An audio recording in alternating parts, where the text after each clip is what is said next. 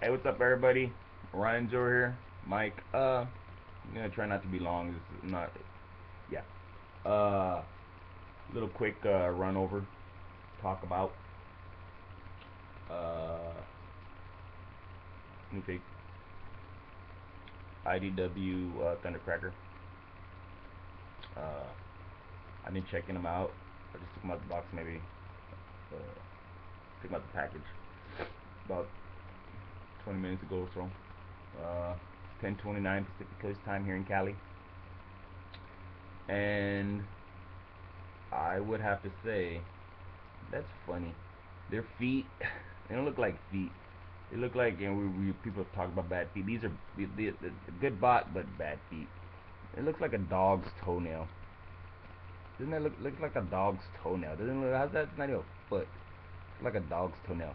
But other than that, other than the doggy toenail, uh, Thundercracker is really a good figure.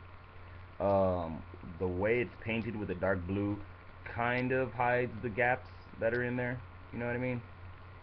It doesn't seem as gappy as the Starscream figure is, and this one is, I'm sure, just as well. It's the same figure. It doesn't seem as gappy. You got a little darker mold in there in the silver in the head. I don't know if it's just a reflection of the black helmet onto the silver paint. You have silver paint. I mean, up the wimwam, right in there, right in there. You got the cockpit cover. It's a little clearer, a little less yellow than Starscream's, which I think is kind of neat to kind of change up the character a bit. You got awesome paint apps here in the back with this whole thing being silvered out. The pinstriping there on the wings. I mean, just sets it off. And then you got this blue dome right here on the back that kind of, see that? That kind of has that sheen to it. That's nice. That's just nice. They redid him right. And I've said it before, in my last video especially, I made the comment, I don't usually buy repaints and redos, but in cases like these where they're a real previous character, it doesn't bother me. Here's the Starscream for comparison, and if you can see, it's like just the blue on this just kind of gives them a more cohesive, beefier. He seems just more, get that back up there. He just seems more together. Everything like everything fills in and fills itself in nicely on this one. Screamer is a bit like everything's like blue, red, gray. This and his is a little bit more blended in. He got the pinstriping. Starscream doesn't have the pinstriping. Does have the Decepticon logos. No paint in the vents. The back of Thundercracker's vents right here. I don't know if you can see the vents right there are actually painted with that Decepticon purple in there, which just sets it off. Little things like that just set a figure off. That is so dope. Uh, the Screamer don't have them, and um, and now that now that I see now that I see that, I might have to take some paint to the back of this guy to get him right, because just that little bit of paint like that. I mean, his back cone is painted, but there's no sheen on it. There's no sheen on it, which don't bother me, but I don't know. And then just that flat gray, of course, really everybody, I think, has a problem with that flat gray. Where they should have just did the same thing and put that coat on there.